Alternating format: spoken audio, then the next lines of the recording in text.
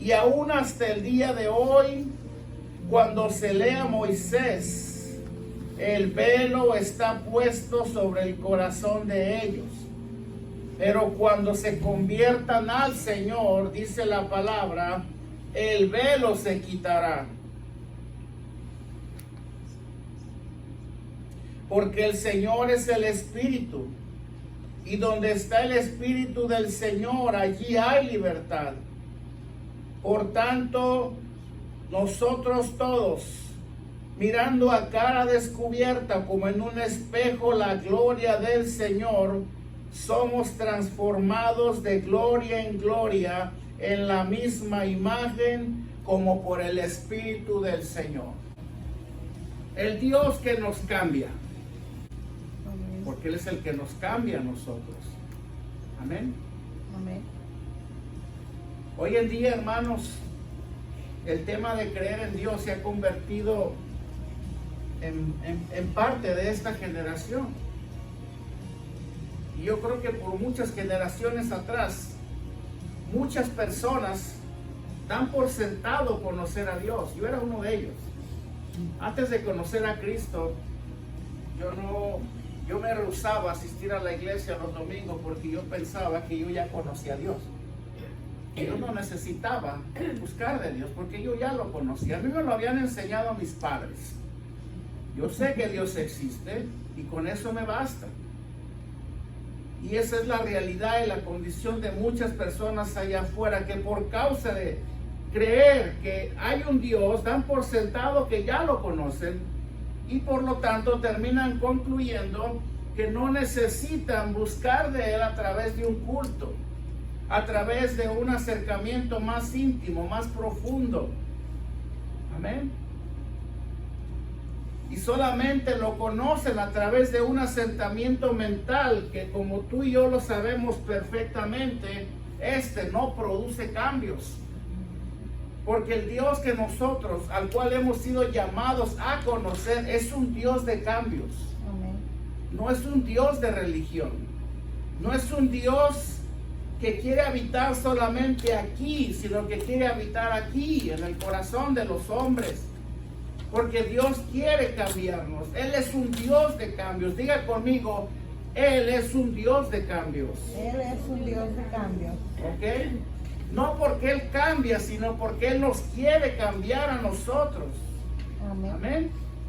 Entonces, este asentamiento mental que no produce cambios y no es un conocimiento de corazón, porque para los que están alejados de la ciudadanía de Dios, del reino de Dios, para ellos Dios no es un Dios real, no es un Dios en el cual ellos creen de corazón, sino que solamente creen con el entendimiento. Amén. Pero tú y yo conocemos la realidad, que Dios es la única manera, cuando creemos en Él de corazón, en la cual Él produce esos verdaderos cambios. Porque Dios no va a producir cambios en la vida de una persona que solamente conoce a Dios con la mente, sino aquella que lo conoce y lo acepta de corazón, con su corazón. Amén. Porque creer en Dios, todos creen. Las diferentes religiones que existen, ellos creen en Dios, pero creen en un Dios a su manera. Las denominaciones, no vamos lejos. ¿Sí? ¿Sabes tú de dónde surgieron las diferentes denominaciones en la Iglesia de Cristo? Los bautistas, los pentecostales, los carismáticos. ¿Sabes de dónde surgieron todas estas denominaciones? Del entendimiento y de la interpretación personal de cada persona que un día tomó la Biblia y le gustaron ciertos párrafos que se adaptaban a su propia vida y a su necesidad y al deseo de su corazón corrompido, porque al final eso fue, que los hizo establecer su propia denominación. No es lo que Dios dice, no es lo que la palabra enseña como una verdad contundente, sino lo que ellos quieren creer. Y de ahí surgieron las denominaciones. Por eso a mí cuando me preguntan, ¿y qué denominación es su iglesia? Yo les digo, somos la iglesia de Cristo. Amén. Amén. Y nuestro fundamento es apostólico y profético. Ah, entonces creen en los apóstoles de hoy en día. No, creemos en los apóstoles de la Biblia, los que fundaron la iglesia. Amén. Y en ellos está basada y está cimentada nuestra fe. Amén. En lo que los apóstoles que Jesucristo llamó y escogió dejaron como un legado para nosotros. Nosotros somos una iglesia apostólica y profética. Amén, porque creemos en la doctrina de los apóstoles y creemos en el ministerio profético, no en Ana Méndez, no en Ana Maldonado, ni esas mujeres, sino en la palabra profética más segura, de acuerdo al libro de los Hebreos, que es la Biblia. Todos creen que Dios existe. Veamos qué dice el libro de Santiago, capítulo 2.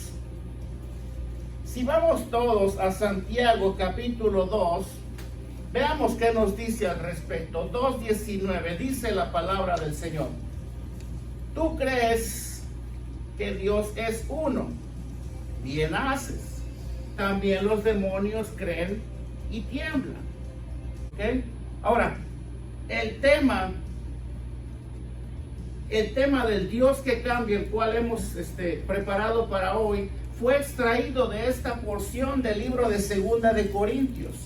En el capítulo 13, versículo 1 y 2, me gustaría darle lectura así rapidito. Dice, comenzamos otra vez, Pablo dice, a recomendarnos a nosotros mismos en forma de pregunta. ¿O tenemos necesidad, como algunos, de cartas de recomendación para vosotros o de recomendación de vosotros? Versículo 2 dice, nuestras cartas sois vosotros, escritas en nuestros corazones, conocidas y leídas por todos los hombres. Amén. En el contexto del párrafo principal del mensaje de hoy, Pablo se encuentra presentando defensa contra los falsos maestros que se dedicaron a desacreditarlo.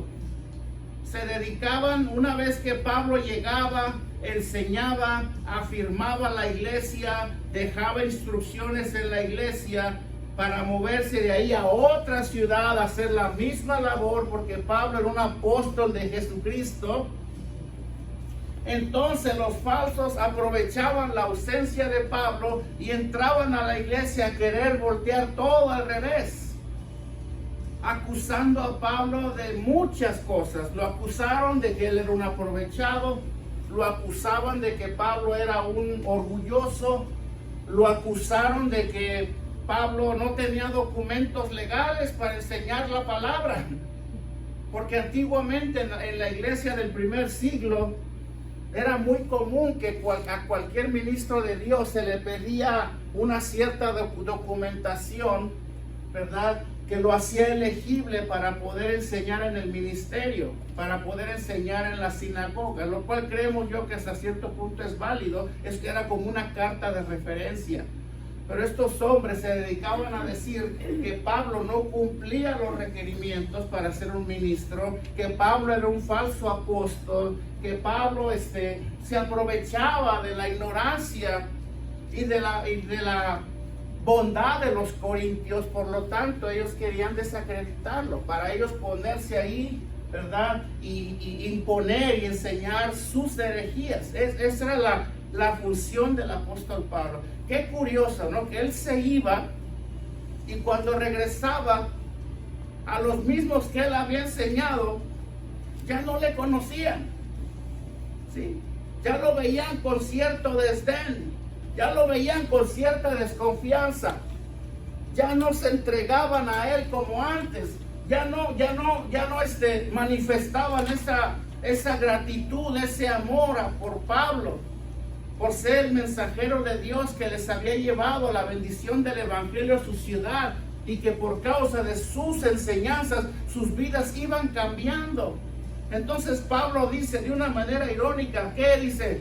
Tengo que venir nuevamente con una carta de presentación. Es necesario que yo me presente otra vez delante de ustedes como que no me conocen. ¿Sí? Es necesario que yo les traiga cartas de recomendación para que ustedes sepan quién soy yo, que acaso no me conocen. ¿Ok?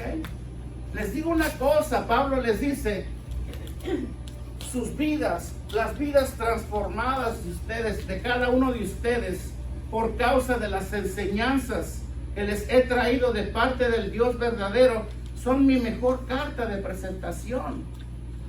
Si tú has cambiado, y no porque Pablo le quería robar la gloria al Señor, sino porque Pablo tenía la convicción y la confianza de que su mejor carta de recomendación eran las vidas cambiadas dentro de la iglesia. ¿Ok? Eran vidas cambiadas, hermano. Creo yo que ese es uno de los anhelos más grandes de cualquier ministro de Dios que enseña la palabra en una congregación. Ver vidas cambiadas, ver que las enseñanzas están produciendo cambios genuinos en las personas. ¿Sí? Ver frutos, ver que el matrimonio se restauró, que el joven fue libre de las drogas.